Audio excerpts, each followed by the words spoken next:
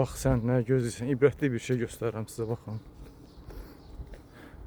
Hər gün mən görürəm bu xanımı.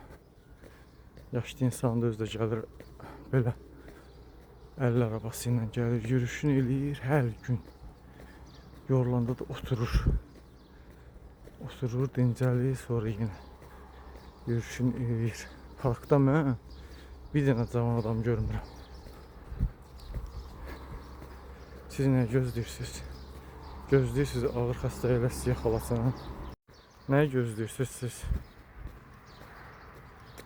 Bax bir zaman gələr, Allah göstərməsin. Ağır xəstəliklə tutularsınız. Bax onda deyəcəksiniz, mən hara gedim ay Allah, mən dərdimi kimə deyim? Dərdimi kimə deyim? Gəlin elə yaşayaq ki, biz ömrümüzü sağlam başa vuraq.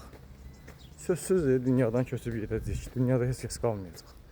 Vaxt çatdı, dünyadan köçməliyik.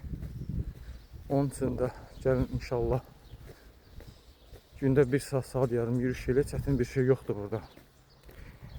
Və düzgün qidalanaq, qidaların arasında olan vaxta önəm daşıyır. Əti yediksə 4-5 saat gözləməliyik. Qiriçka yediksə 2 saat yarım gözləməliyik. Üstündən su içmək olmaz, çay içmək olmaz. Aləm qatmaq olmaz bir-birinə. Toya gedirsiniz, 100 cür yemək birdən yiyirsiniz. Mədən dil olsa dillənər ki, deyər, ay başa dönün, bir imkan ver, bir normal şəkildə qida göndər bura. Biz çox yoruruq bədəni. 36 yaşıma qədər bədənə dayanmadan mən zərbə vurmuşam. Rəbbim mənə bağışlasın. Bağışlasın. Dayanmadan. Düzgün vaxtında yatıb, vaxtında durmamaq məndə olmayıb o şey. Düzgün qidalanmamaq heç vaxtım olmayıb. Əsas da oturaq həyat tərzi. Bir də bacardığınız qədər stressdən uzaq olun. Düzdür, indi yazacaqsınız ki, olmur. İndi bacardığınız qədər.